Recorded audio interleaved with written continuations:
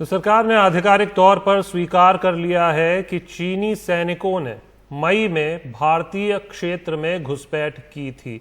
आपको बता दें, ये लंबे समय से ये पूरा मामला चल रहा है और इस पर कई तरह के बयान भी इससे पहले आए हैं और ये जानकारी ऐसे समय पर सामने आई है जब लद्दाख में गतिरोध वाले क्षेत्रों से सैनिकों को पीछे हटने के लिए दोनों देशों के बीच 5 बार सैन्य स्तर की वार्ता हो चुकी है। 6 जून से ये वार्ता शुरू हुई, 15 जून की रात क्या हुआ वो सबके सामने है और उसके बाद से ये डी एस्केलेशन को लेकर जो बातें दोनों तरफ से शुरू हुई उसको लेकर एलजी लेफ्टिनेंट जनरल स्तर की जो बातचीत है वो 5 बार हो चुकी है, चुशूल में, मोलदो सेक्टर में।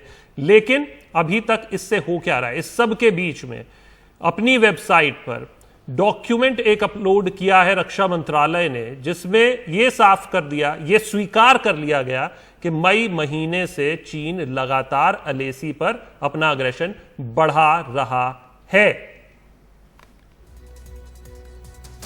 और हमारे साथी राजीव रंजन के पास चलते हैं। सबके बीच में राहुल गांधी का ट्वीट भी आप देखते रहिए। राहुल गांधी ने इसी खबर को टैग करते हुए पूछ लिया कि प्रधानमंत्री झूठ क्यों बोल रहे हैं। राजीव, सच्चाई क्या है? देखिए, सबसे बड़ी बात आपको बता दें कि 3 महीने बाद रक्षा मंत्रालय इस बात को आधिकारिक तौर पर स्वीकार कर रहा है। अपने जो वेबसाइट है उसमें साफ तौर पर कर रहा है कि एलएसी यानी वास्तविक नियंत्रण रेखा पर चीन लगातार अग्रेसन कर रहा है और वो साफ तौर पर कह रहा है कि जो कुंगरांग नाला है, गोगरा पोस्ट है और पेंगोंग त्सो के नॉर्थ बैंक में चीन ने अतिक्रमण किया है। यानी ट्रांसग्रेशन अगर हुआ है तो अतिक्रमण होता है तो हमारे इलाके में ही होता है, चीन के द्वारा किया जाता है। तो ये आधिकारिक तौर पर माना गया है। इससे पहले सरकार इस बात को नहीं मान रही थी कि चीन जो है हमारे एरिया में आके अतिक्रमण किया है। आधिकारिक तौर पर बात करें, रक्षा मंत्रालय ने जिस तरह के वेबसाइट में दिखा रहा है उससे साफ तौर पर लगता है। दूसरी बात आपको बताया कि जो 5वें दौर की जो बातचीत हुई है कोर कमांडर लेवल पर, वह भी बेनतीजा रही है। इसका मतलब आप ये लगाया जा सकता है कि जो चीन जो पेंगोंग त्सो नाला जो लेक है उससे पीछे हटने को तैयार नहीं है। यानी जो पुरानी जगह है जो फिंगर 8 कहा जाता था, 8 के पीछे जहां चीन हुआ करता था, अब वो फिंगर 5 पर आके बैठ गया है। और अब भारतीय सेना जो पहले अप्रैल 2020 की स्थिति की बात करें, जी बस एक छोटा सा, ये जो आप बता रहे हैं उसी से जुड़ा हुआ बात है, इसलिए आपको रोका, माफ कीजिएगा। ये जो फिंगर 4 से फिंगर 8 तक का इलाका है वो एक तरीके से कहा गया था कि वो किसी के क्षेत्र में नहीं आता। चीन फिंगर 8 के इधर रहता था, भारत फिंगर 4 के इधर, और दोनों सैनिक आपने पहले बताया था कि वो इस एरिया में गश्त करते रहते थे। तो ऐसे में अब ये मानना कि भारत के एरिया में आया है रक्षा मंत्रालय के डॉक्यूमेंट के थ्रू, तो इसका मतलब यह है कि फिंगर 4 के भी अंदर आया है या फिंगर 4 से फिंगर 8 के ही बीच में था?